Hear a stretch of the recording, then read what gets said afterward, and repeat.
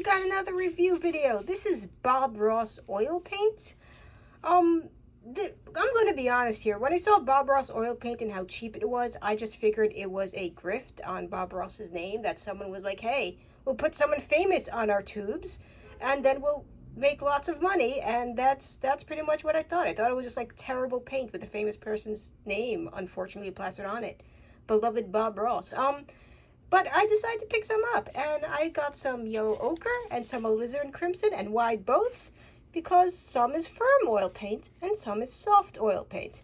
And I don't know why they split it like that, but I wanted to check out both. Anyway, yellow ochre, here's something interesting. There is no pigment information anywhere on this tube. It's just no pigment information, not on this one either.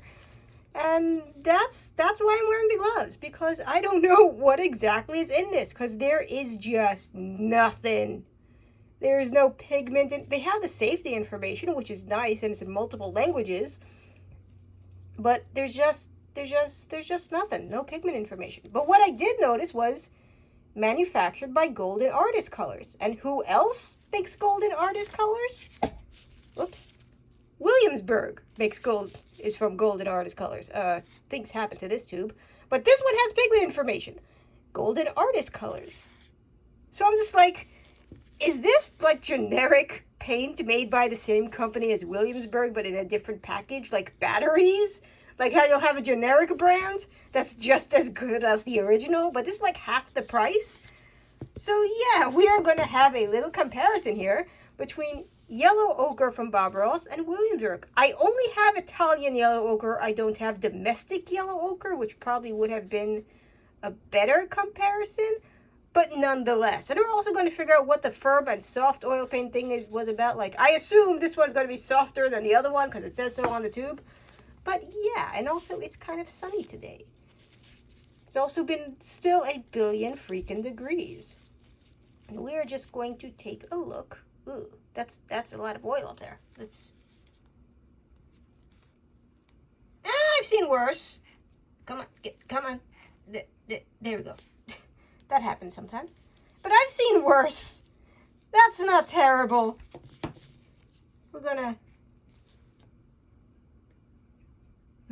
This one was supposed to be the firm one, and it does have a little bit of an oomph to it, a little bit of resistance, but not terribly so. I would have expected it to be a little bit more. We're going to have some titanium white just for the heck of it. We're going to thin it down and see what's up with that. Yeah. Maybe it's firm because it's more for impasto. Like, I'm going to put a little bit more of that. But I'm not really feeling a firmness to it. Wow, this does not have any tinting power at all. Okay. That's as good as that. Yeah, like when you mix it with another brand of paint, it just fine. I'm not seeing that much. It's not terrible quality though. It seems like it's pretty good quality, although the tinting strength is a little bit questionable. Yeah, clean palette knife time. Garbage noises. Okay, now we're gonna look at the Williamsburg. That's also from Golden Colors, but yes, this is Italian yellow ochre. That is a different paint. Okay, so it is this is, how do I say this? Williamsburg is more granular, like there's a little bit of a, like there are things in the paint that make bumpy. That's as good as I'm going to be able to get that. But yeah, it's more of a granular paint. The Bob Ross is definitely more smooth and is missing the granulation of that. The camera's not picking that up at all. But Williamsburg has always been a bit more granular when it comes to their earth tones. Maybe domestic yellow ochre would have been a better comparison, but I've never actually used domestic yellow ochre. Frankly, I didn't even know there was a domestic yellow ochre until fairly recently. The tinting strength is definitely stronger. Oh, hold on. Let me just a little bit more. Let me see if that's... I'm sweating under this light.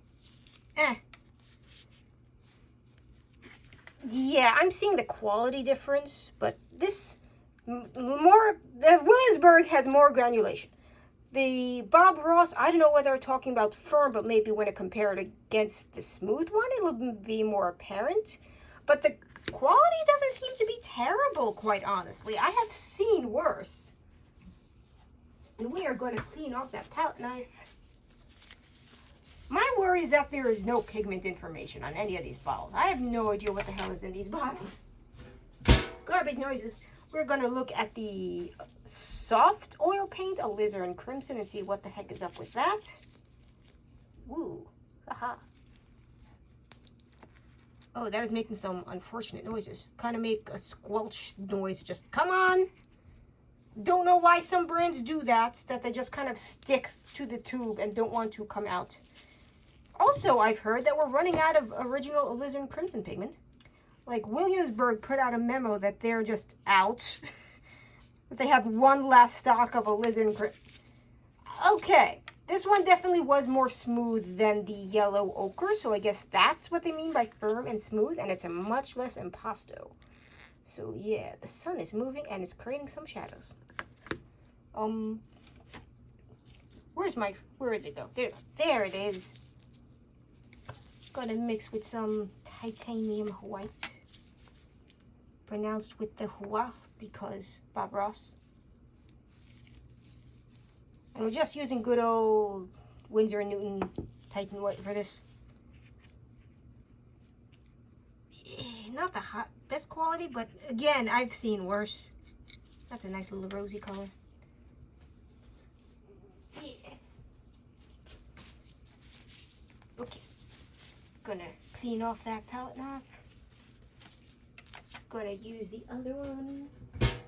Now this is all the alizarin crimson I have from Williamsburg. I think I got this in a set. Like one of those landscape sets that just have a bunch of tiny tubes for no reason and they charge you a lot of money.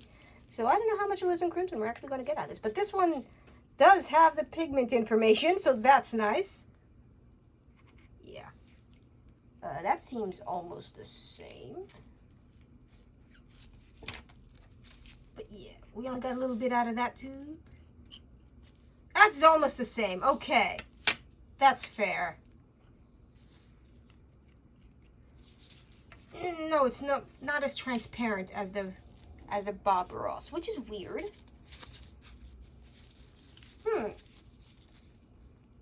Gonna put a little bit of Titan white down because I didn't get that much paint out of the...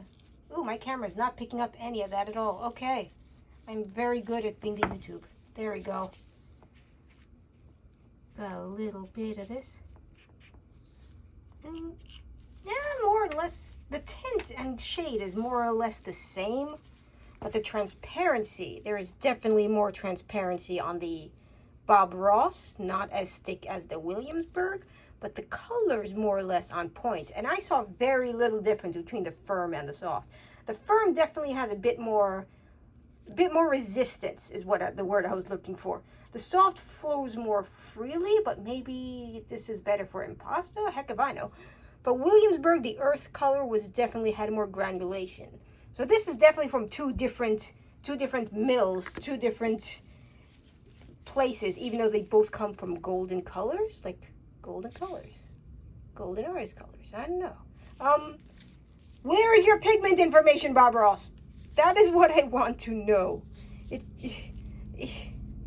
I don't see it anywhere. So yeah, I'm going to give this a 6 because I have no idea where the hell the pigment information is. The quality of the paint is mid, I'd say. Yeah, it's questionable. I'm not sure what's in it. Light fastness is without the pigment information, you have no idea what's actually in this, how much it's going to last. It's good beginner paint, I guess, and it is pretty darn cheap. So, yeah, that is a 6. But I also really love Williamsburg, if you can't tell. So, yeah, Williamsburg is always a 9.5 in my book, depending the color. And we're also running out of alizarin crimson, apparently, so you might want to actually get, like, actual PB83 alizarin crimson. Yeah, Bob Ross, you got a 6. I am pretty sure they just slapped his name on some products and said buy stuff because it has Bob Ross' name on it. So buy at your own risk. Buy for this beginning painter in your life, I guess. Yeah, that's all I got. Thank you for watching. Like and subscribe if you want. I'm not your mama. Goodbye.